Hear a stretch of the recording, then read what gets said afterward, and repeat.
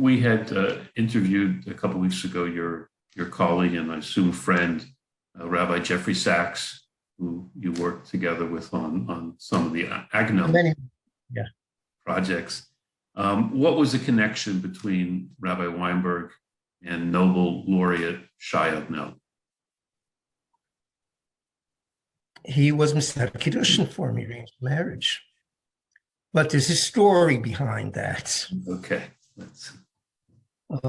Agnon had gone to Germany around 1913 or so.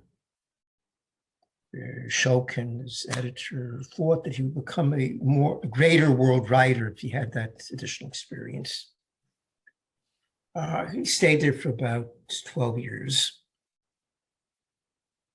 During that period, Agnon was not practicing orthodoxy.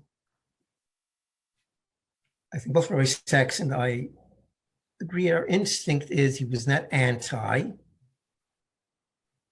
but that you can infer really based on Agnon's characters. And Agnon was a fiction writer, so you can't be 100% sure about these things, but it seems that the people, his narrators, are people just drifted away rather than, it's not clear exactly what brought him back, other than that his house burnt down in Germany, and he felt that that was a sign to get back to Israel, and then he was already the person we knew later on. So he was not practicing orthodoxy. The woman who became his wife grew up in a very vigorous Orthodox home, but she turned away. And she did not return when he did. And of the kids, the daughter was like Agnon and the son was like his mother. So Mr. Marx, the father-in-law, objected to the shidduch. And he was a wealthy man.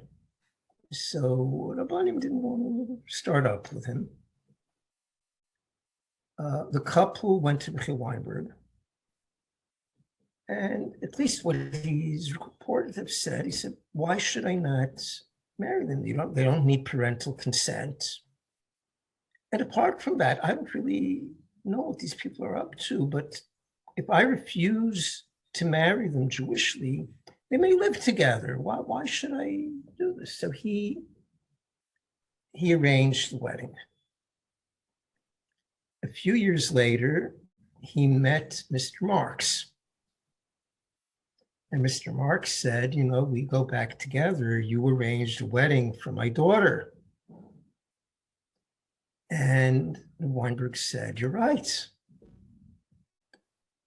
And Marx said to him, I objected very strenuously to that because, the guy was a Polish Jew, wasn't even from, but now a few years have passed, and it turns out that he is from, and he is what the kind of person that I would want to have as a son-in-law.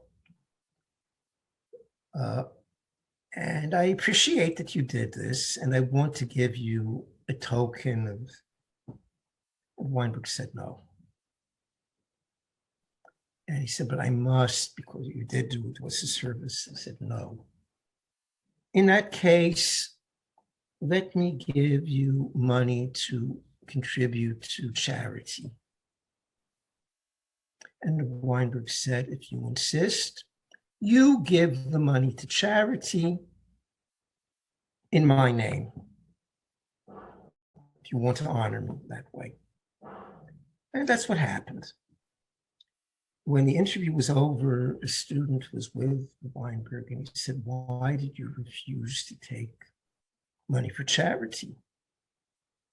And Weinberg said, look, this may be a pillar of German Orthodoxy, maybe completely committed to Orthodoxy. I suspect in his mind, I'm an Osyuda. I'm an immigrant. And you know how East European Jews are. You give them money for charity, and the charity ends up being number one on the charity list. So I did not want him to have any question at all about that exchange.